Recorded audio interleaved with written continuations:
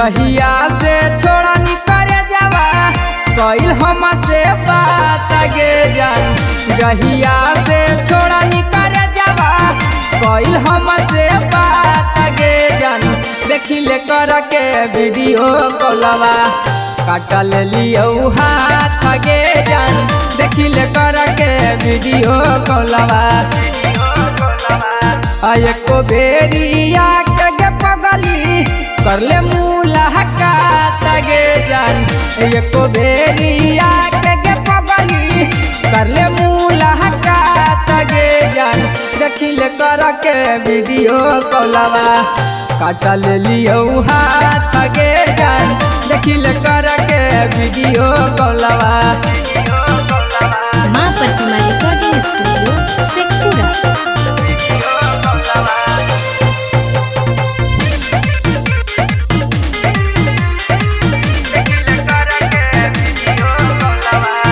हमारे ही खून से अपन में हदीरा जाई है।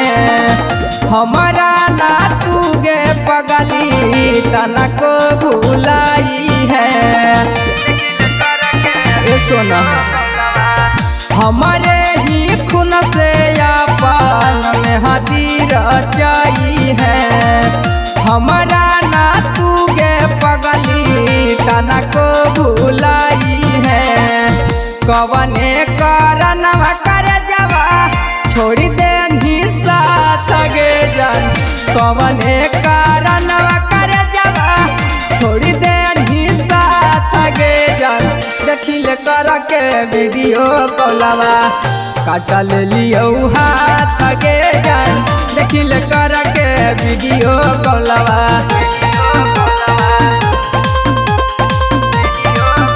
मिक्स बाय शैलेंद्र बाबू।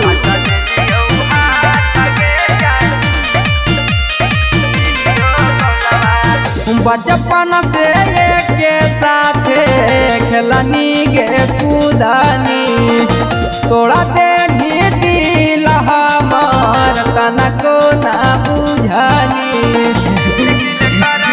करे जा। बचपन से के साथे खेलनी गे कूदनी तोड़ा दे दिल हमार तनको ना बुझानी। अंकुश खले सवा साथ करी दे घात गे जान।